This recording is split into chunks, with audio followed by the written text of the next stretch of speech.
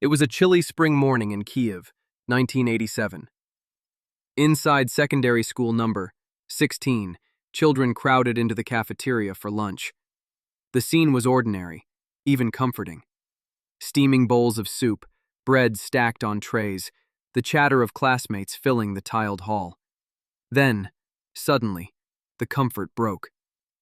Moments after eating, children began collapsing. One clutched his stomach, retching violently. Another trembled, unable to stand. Soon others fell too, vomiting, twitching, gasping for breath. Teachers shouted for help as chaos rippled through the classrooms. Ambulances rushed to the scene, sirens echoing across the city. In all, 13 people were poisoned that day. 9 of them were children. 3 died. Doctors were baffled. Was it tainted meat? Spoiled milk? A virus sweeping through the school? Nothing made sense. Healthy children had eaten, laughed, and within hours, some were gone. The survivors who clung to life lay stiff in their hospital beds, their muscles locked, their nervous systems collapsing as if struck by an invisible hand. Parents demanded answers. Soviet authorities, already wary of public panic, scrambled to explain the tragedy. But the truth would prove far stranger and far darker than anyone could have imagined. Because this was no accident of spoiled food. It was deliberate. The killer was not some outsider slipping through the shadows. She was already inside, wearing an apron, ladling out portions with steady hands. A quiet, plain-faced cafeteria worker no one would have looked at twice. Her name was Tamara Ivanyutina. On the surface, she was unremarkable, modest, even dull. Yet behind that facade was a woman carrying deadly intent. To work in the school cafeteria, she had even used fake documents, a deception that allowed her to slip into one of the most trusted spaces in Soviet life: feeding children. What no one knew then was that Tamara had been killing for years. The outbreak at school number 16 was only the moment when her secret finally came into the light. Investigators would soon discover that her weapon was one of the most insidious poisons known to man: tasteless, invisible, and capable of turning life into death with a single sprinkle. The tragedy of those children was not the beginning, it was the endgame. And from it, one of the most chilling serial murder cases in Soviet history would unravel. This is the story of the Kyiv Poisoner. To understand how a woman could ladle soup to children one moment and poison them the next, we need to go back to the beginning. Back to the family where Tamara Ivanyutina was born. She came into the world in 1941, in the shadow of World War II, in a Ukraine still scarred by famine and German occupation. Her childhood home was not just poor, it was toxic in every sense of the word. The Ivanyutin household was built on manipulation, bitterness, and greed. Her parents, hardened by hardship, taught their children that the world was not a place for kindness or trust. Money, possessions, and property, these were the only things that mattered. And to keep them, or to take them from others, almost any method was justified. Even poisoning. Some families passed down recipes or holiday traditions. The Ivanyutins passed down rat poison. Specifically, thallium salts, a crystalline powder widely used in the Soviet Union for pest control. Tasteless, colorless, and slow-acting, it was terrifyingly effective. In the Ivanyutin home, thallium was less a tool of extermination than a way of life. From an early age, Tamara and her sisters learned that disputes could be solved with a sprinkle of powder in tea, soup, or vodka. Annoyed with a neighbor? Poison them. Angry at a landlord? Poison them. Hungry for someone else's possessions? Poison them. It became, grotesquely, a family tradition. And so the Ivanyutin clan left behind them a trail of sickness and unexplained deaths. Ordinary Soviet citizens who seemed to fall suddenly and mysteriously ill. Neighbors, landlords, coworkers, anyone who crossed them risked becoming another silent victim. Tamara inherited not just this poisoner's mindset, but also the cold resentment that drove it. She had no patience for annoyance, no tolerance for anyone who stood in her way. But unlike her sisters, Tamara was particularly calculating. Her motives were often petty. A colleague she disliked, a neighbor who irritated her, a landlord who pressed her for rent. But beneath those trivial sparks, there was almost always a material motive, a chance to gain something tangible. The most chilling example was her first marriage. Tamara wed a man who owned an apartment, a rare and valuable asset in Soviet Kyiv, where housing shortages plagued families for decades. Soon after the wedding, her husband grew mysteriously ill. He wasted away, his body failing, until death claimed him. The cause? Doctors could not say, but Tamara knew. She had killed him, with thallium, and with his death, the apartment passed into her hands. That pattern would repeat. Landlords, in-laws, employers. People around Tamara sickened and died with unsettling frequency. When they stood in the way of her ambition, or simply annoyed her, she reached for the same solution her parents had taught her decades earlier. Tamara was not alone. Her sisters, Maria and Nadezhda, also engaged in poisonings. Each member of the Ivanyutin clan seemed to see the world as an endless supply of obstacles. And obstacles, in their worldview, were meant to be removed. By the 1980s, whispers surrounded the family. Too many people who had known them ended up in graves. But in the Soviet Union, where bureaucracy was sluggish and deaths were often attributed to natural causes without thorough investigation, the Ivanyutins remained untouchable. Authorities rarely looked deeper. After all, who would suspect an ordinary woman, plain-looking and unremarkable, of orchestrating such horrors? Psychologists would later describe Tamara as cold, resentful, and entirely lacking in empathy. She saw others not as human beings but as pieces on a board, to be moved, removed, or acquired. She craved control over her living conditions, her finances, her relationships, but she lacked the patience or empathy to build those things honestly. Instead, she turned to the one method she had mastered: poison. Unlike many women of her generation, Tamara never built a family of her own. She had been married, more than once, but her unions were short and functional. Love never entered the picture, only convenience, property, and power. As for children, she never had any. Perhaps she did not want them. Perhaps her body could not bear them. Or perhaps she simply had no use for them. Children, after all, could not advance her goals. Instead, she poured her energy into her grim inheritance, the family's craft of poisoning. And in her hands, it became something far deadlier than her parents or sisters had ever imagined. Because while the others used poison sparingly, almost cautiously, Tamara escalated. Her circle of victims widened. Her motives, once petty, hardened into a pattern of methodical murder. By the time she reached the cafeteria at secondary school number 16, she had already left behind her a wake of silent corpses. To her, those schoolchildren were not innocent lives, only obstacles, only pawns in a game of control. And she believed she could keep playing forever.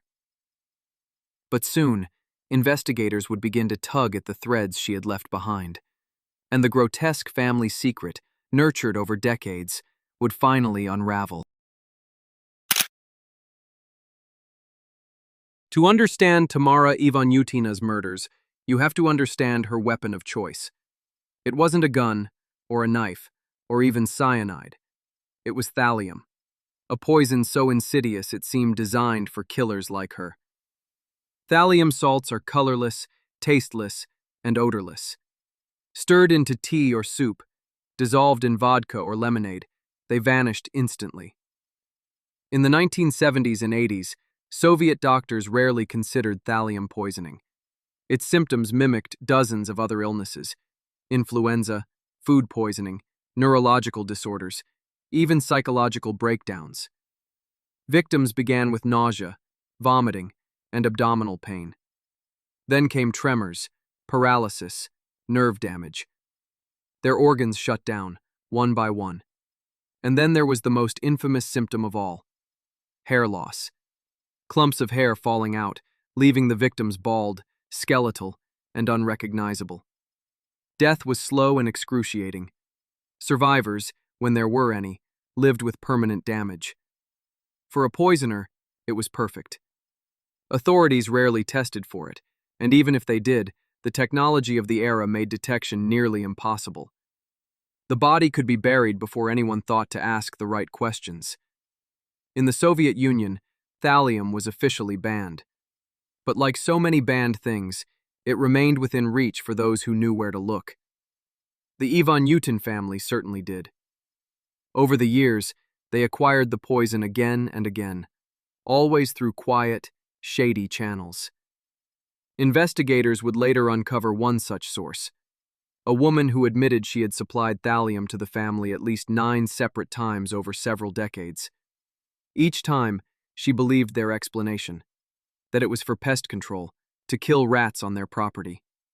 Each time, she handed over small quantities of the crystalline powder, never asking too many questions. In the Ivanyutin household, those little packets were not stored in a toolbox or pantry. They were kept like family heirlooms, an inheritance of death.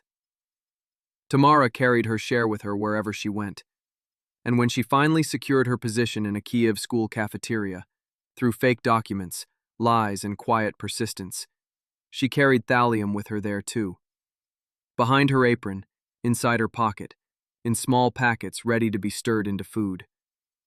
What had once been a hidden family secret was now poised to spill into the open, with consequences the Ivanyutins could never control. Because this poison, invisible and undetectable, was about to devastate dozens of lives, and the world would finally begin to notice.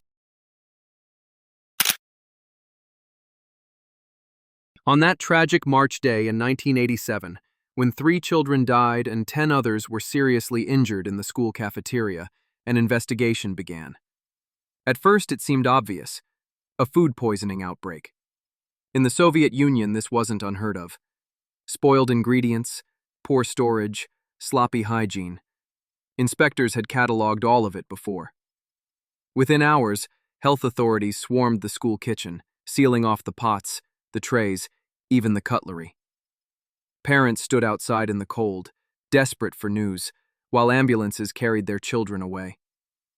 But something wasn't right. The symptoms did not match salmonella or staphylococcus, the usual culprits of mass food poisoning. These children weren't just vomiting or feverish. They showed neurological collapse, tremors, paralysis, strange nerve damage. And then, days later, a terrifying clue surfaced. Hair began falling out in clumps. Doctors whispered among themselves. This was not foodborne bacteria. It was something darker, something they couldn't quite name yet. There was another unsettling detail. Just 2 weeks before the tragedy, the school's medical inspector, the woman responsible for checking the cafeteria food, had suddenly died. Officially, her death was attributed to illness. She had grown weak, her organs failing, until her heart stopped. She was buried quickly, with little fuss. Now, in light of the children's mysterious deaths, her case took on a far more sinister cast. Investigators exhumed her body and ordered a full forensic analysis. What they found stunned them. Her tissues contained high levels of thallium. The invisible killer had struck twice, and the link was now undeniable. Someone inside the school was lacing food with poison. The search for suspects began methodically. Investigators questioned every cafeteria worker, every cleaner, every teacher with access to the kitchen. They scoured storage rooms, freezers, and pantries. Then they widened the circle, raiding the homes of employees, looking for anything suspicious. At the apartment of one cafeteria worker, Tamara Ivanyutina, they found something unusual: a heavy glass jar, tucked away in a cupboard. At first glance, it looked like sugar or salt, innocent, mundane. But chemical testing revealed the truth. Inside was crystalline thallium, pure and deadly. The net had closed. Tamara was taken into custody. At first, she was almost disarmingly cooperative. In early interrogations, she admitted what she had done. She had slipped thallium into the food. Her explanations were cold, petty, almost absurd in their triviality. A colleague had annoyed her. A student had irritated her. She claimed she didn't even intend to kill all of them, just to punish those who deserved it. Her words chilled the room. But just as quickly she withdrew. In later sessions, she denied everything, retreating into silence or vague deflections. Her behavior swung between resignation and defiance, as if she couldn't decide whether to embrace the role of poisoner or attempt to melt back into anonymity. The evidence, however, was impossible to ignore. Victims' blood samples tested positive for thallium. The jar from her home sealed the case, and witnesses described how Tamara often handled food with unusual secrecy, how she lingered by the pots longer than necessary. The truth was inescapable. Tamara Ivanyutina had deliberately poisoned meals served to children. And yet the investigators soon realized this was only the beginning. As they dug deeper, they discovered threads leading back to Tamara's family, her sister, her parents. Neighbors recalled strange deaths around them, illnesses that had never been explained. Old acquaintances told stories of sudden collapses, funerals that came too quickly, inheritances that fell neatly into Ivanyutin hands. When police raided the homes of her relatives, they uncovered further traces of poison. Witness testimony revealed that the family had long relied on thallium as a tool, quietly, ruthlessly, whether to deal with personal disputes, financial gain, or petty revenge. Confronted with mounting evidence, Tamara's relatives were arrested one by one. In late spring 1987, police moved swiftly. Tamara's older sister, Nina Matsubori, was the first to be taken in. She lived in Kyiv, working in a factory canteen. Investigators suspected her after several of her colleagues fell ill under puzzling circumstances. Nina was arrested at her workplace, calm, even cold, as if expecting it. She denied everything, but her eyes betrayed unease. Shortly after, officers arrived at the modest home of Anton and Maria Maslenko, the aging parents. They were taken separately, Anton from the yard, Maria from inside the house. Neighbors watched, stunned, as the couple were led away in handcuffs. Investigators believed the parents had long normalized poison use in their family, treating it as a solution to disputes. Their behavior was telling.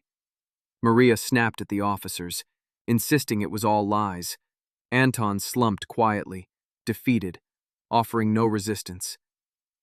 What unsettled the detectives most was not just the arrests themselves, but the realization. They weren't dismantling one criminal, but an entire family enterprise of poison. Tamara's own motives were almost grotesque in their triviality. She poisoned landlords to take their apartments.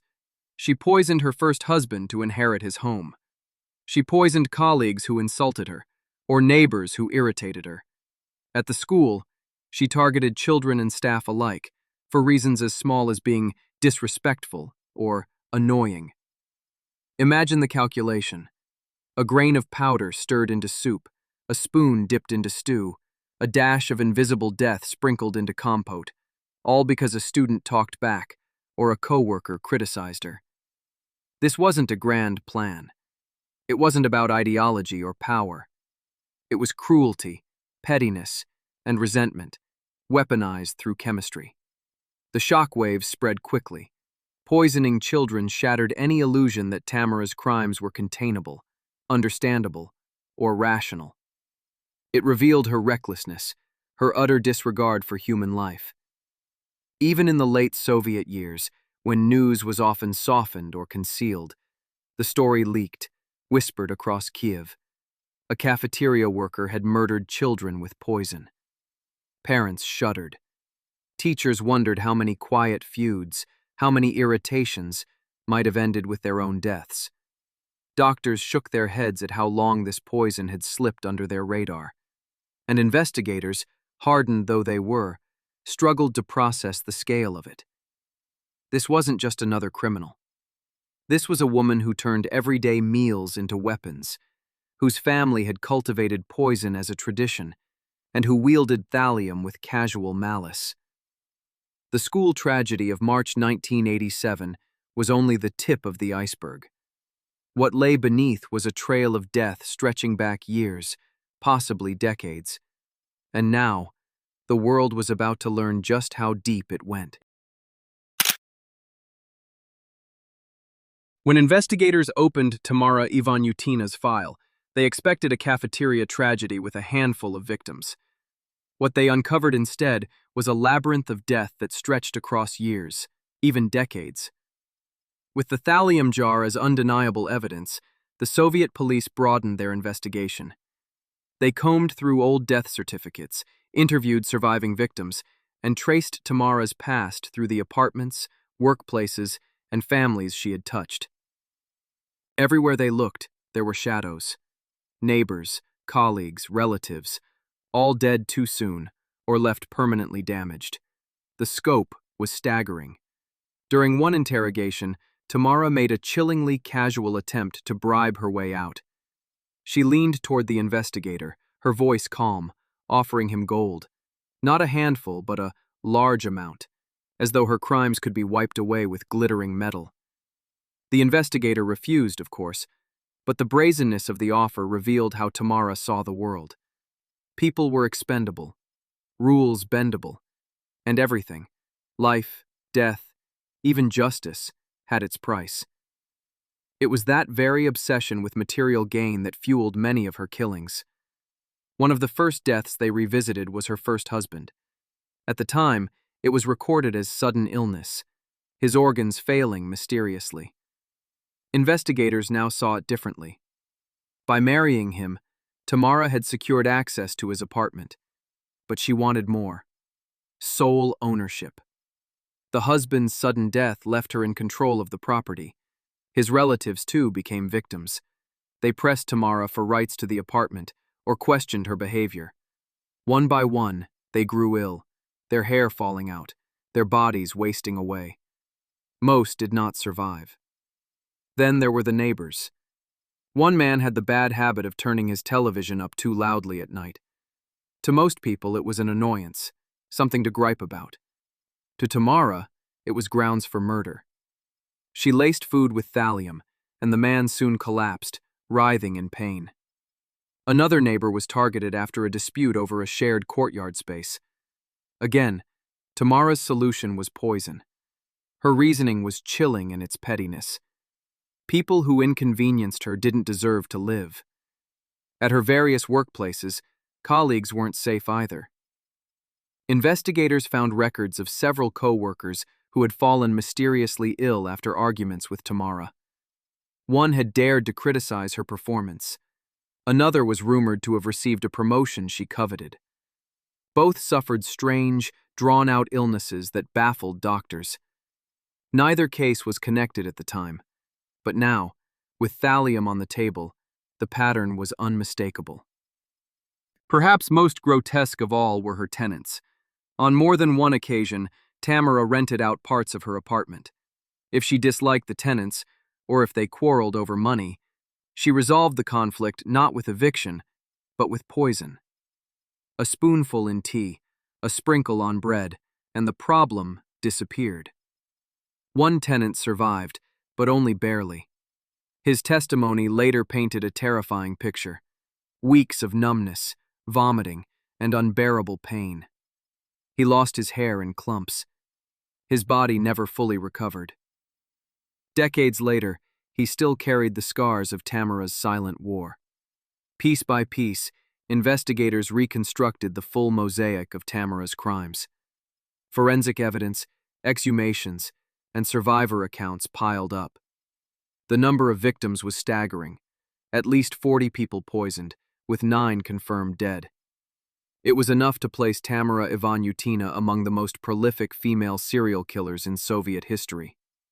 And yet, What shocked investigators was not just the body count, but the triviality of her motives.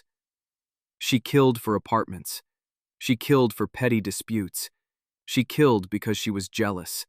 She killed because she was annoyed.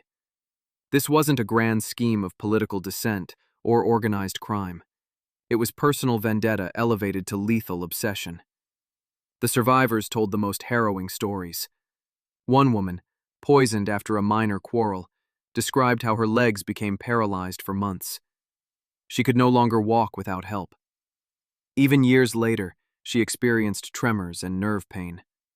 Another survivor, a man who had been friendly with Tamara's husband, recalled how his teeth loosened and fell out, how his skin erupted in sores, how every day felt like torture. "I thought I had some curse," he said. "I didn't know it was her." Many survivors never fully healed. Thallium leaves permanent marks, damaged nerves, ruined organs, a body weakened forever. They lived, but only as shadows of themselves. For investigators, the challenge was monumental. Soviet forensic science in the 1980s was not equipped for large-scale poison cases. Thallium was colorless, tasteless, and rarely tested for. Doctors had often misdiagnosed her victims with flu, meningitis, or generic food poisoning. Only by cross-referencing medical records, family histories, and Tamara's movements could the investigators slowly connect the dots. Every death certificate they pulled carried the possibility of hidden murder. Every unexplained illness now looked like a crime scene, and as the picture sharpened, it revealed not just Tamara's personal cruelty, but the insidious tradition of the entire Ivanyutin family, a dynasty of poisoners who had long used thallium as their weapon of choice. By the end of the investigation, the horror was undeniable. This was not the work of chance or tragic illness. It was deliberate, methodical, and disturbingly casual. Tamara Ivanyutina had poisoned dozens. At least 9 people lay in their graves because of her. Others walked the streets of Kyiv with hairless heads, trembling limbs, and wrecked bodies, living testimony to her cruelty. And all of it had remained hidden, year after year, until the day she chose to strike in the school cafeteria. By murdering children, she had finally exposed the long shadow she and her family had cast over Kyiv. The case was now far larger than anyone had anticipated, and soon it would lead to the unthinkable, a public trial that revealed every sordid detail. The Ivanyutina case was unlike anything the late Soviet public had seen. Poisonings were whispered about in folk tales, in 19th-century novels, but not in 1987 Kyiv, and certainly not in a school cafeteria where children had died. When investigators finally pulled the curtain back, they revealed not just one woman, but an entire family steeped in the grotesque tradition of poison. The trial, stretching from late 1987 into 1988, was one of the few cases to be openly covered in Soviet media. Even in a system where censorship kept most crime hidden, the authorities decided this story had to be told. It was too horrific to remain behind closed doors, and perhaps too useful as propaganda. Proof that the state would root out enemies of the people, even when they lived in ordinary Kyiv apartments. The atmosphere in the courtroom was tense, almost theatrical. Survivors sat side by side with families of the dead. Witnesses recounted their agony in painstaking detail. The sudden nausea, the tremors, the slow collapse of their bodies. Some rolled up sleeves to show scars, or removed wigs to reveal bald patches that never grew back. When asked if she felt remorse, Tamara Ivanyutina was ice cold. She refused to apologize to the relatives of her victims. Her explanation was chilling. "I have a different upbringing, a different education." To her, murder was not a moral crime. It was an inherited method, a tool passed down by her parents. Her demeanor shocked even seasoned investigators. She was calm, detached, as if the trial were merely a formality. When confronted with the suffering she had caused, she did not flinch. But Tamara was not alone. Sitting beside her were her sister, Nina Matsubori, and her parents, Anton and Maria Maslenko. Together, they formed what prosecutors called a family enterprise of death. Nina, the elder sister, was stern and stiff. Unlike Tamara, she sometimes tried to justify herself, insisting the poisonings were misunderstandings or exaggerations. But the evidence crushed her defenses. Eyewitnesses, exhumations, and her own contradictions sealed her fate. The parents, Anton and Maria, looked more like frail pensioners than ruthless killers. Yet their history was undeniable. Neighbors recalled odd illnesses, convenient deaths, whispered suspicions that stretched back decades. Maria, in particular, later told her fellow inmates in prison that the family used poison because it was clean and without scandal. To her, poisoning wasn't murder. It was an efficient way to settle disputes, to solve problems. None of the family members showed genuine remorse. Apologies, if they came at all, were forced, hollow, more aimed at softening their sentences than at easing the pain of the victims. In Soviet society, female killers were rare. Women were expected to be caretakers, mothers, nurturers. The idea of an entire family of women using poison as a weapon shattered cultural expectations. And poisoning children, that was beyond comprehension. The press carefully crafted the narrative. These were not normal Soviet citizens, but moral deviants, corrupted by greed and materialism. Readers devoured every word. People whispered about the Kyiv Poisoners on trams, in markets, in factory lines. The case became a macabre cautionary tale of what could lurk behind closed doors. The court handed down its sentences with severity. Tamara Ivanyutina, death by firing squad. Nina Matsubori, sister, 15 years in prison. Maria Maslenko, mother, 10 years in prison. Anton Maslenko, father, 13 years in prison. When the judge's words finally fell, death by firing squad, the courtroom fell silent. All eyes turned to Tamara Ivanyutina. For a long moment, she sat motionless, lips pressed into a thin line, her face unreadable. No reaction at all. Then, with a faint smirk, she shrugged, as if the sentence were nothing more than a bureaucratic inconvenience. She refused to look at the victims' families, at the judge, only muttering coldly, "I was raised differently. That is all." All four appealed the verdict. All four lost. The Supreme Court of the USSR upheld the sentences, ruling that the evidence was overwhelming and the crimes unforgivable. For Tamara, the outcome was sealed. On a gray morning in 1990, Tamara Ivanyutina was led to a small chamber where the firing squad awaited. By then, she had spent 3 years on death row, isolated, her appeals exhausted. Witnesses later recalled that she remained eerily composed. She did not weep, did not beg for mercy. She declined to confess to new crimes, nor did she repent the ones already proven. Her final words were curt, almost dismissive. "I don't regret it." Moments later, a shot rang out. With that, Tamara Ivanyutina became one of the last women executed in the Soviet Union. Her parents, Anton and Maria, both elderly at the time of sentencing, did not survive their prison terms. Each died behind bars, carrying the family's twisted legacy with them. Nina, the elder sister, served her full sentence and was released in 2002 after 15 years. She returned to Kyiv, older, quieter, and largely forgotten by the public. What became of her afterward is uncertain. Some reports suggest she lived the rest of her life in obscurity, avoiding attention. Others whisper she may still be alive today, though no one can say for certain. The Ivanyutina trial was more than just the downfall of one woman. It was the exposure of a family tradition built on poison and secrecy. For decades, the Maslenko-Ivanyutina clan normalized murder, treating thallium as a household tool, no different than bread or salt.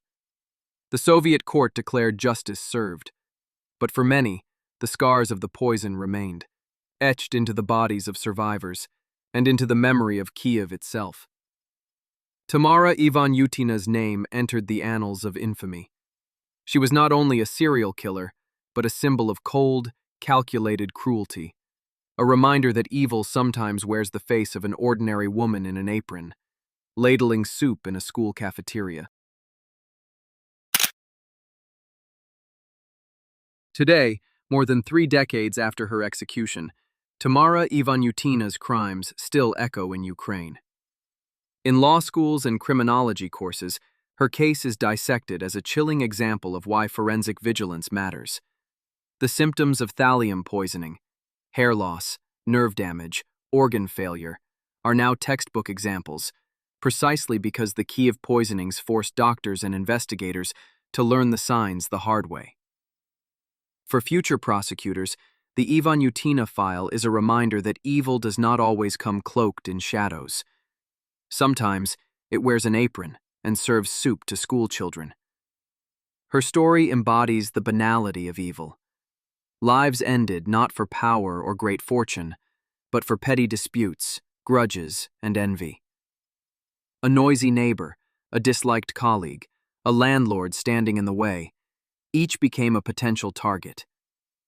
Poison, invisible and silent, made her crimes nearly impossible to detect, which is why domestic poisoners like Ivanyutina have often evaded justice for years. In the Soviet Union, the case also revealed something deeper: the state's unease with female violence. Authorities were reluctant to admit that a woman, let alone an entire family, could be responsible for such calculated cruelty. Media coverage was carefully managed, portraying Tamara as a monster, an aberration, rather than acknowledging the social rot that allowed her to act undetected for so long. Placed in a global context, Ivanyutina belongs to the same dark lineage as Mary Ann Cotton, who poisoned dozens in Victorian England, or Marie Besnard, accused of poisoning more than a dozen people in mid-20th century France. Each case raises the same unsettling truth: the most ordinary household settings can hide the deadliest of predators. And so, Tamara Ivanyutina remains a haunting figure. Not a glamorous villain or criminal mastermind, but a plain cafeteria worker who turned children's meals into death traps. Her story forces us to confront how evil can thrive quietly, in everyday places, until the moment it claims its victims. And now, my friends, I want to leave you with a question. Was Tamara Ivanyutina's cruelty shaped by her toxic family environment, where poisoning was taught like a household skill?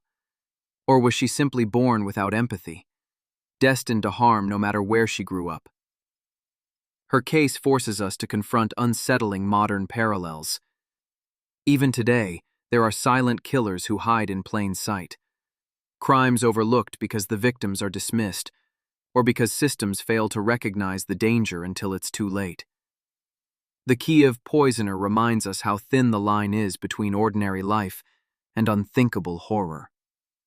If you found this story chilling and want to hear more forgotten crimes from Soviet and world history, let me know in the comments. Which case should we explore next? And don't forget to subscribe so you won't miss the next descent into true crime's darkest corners.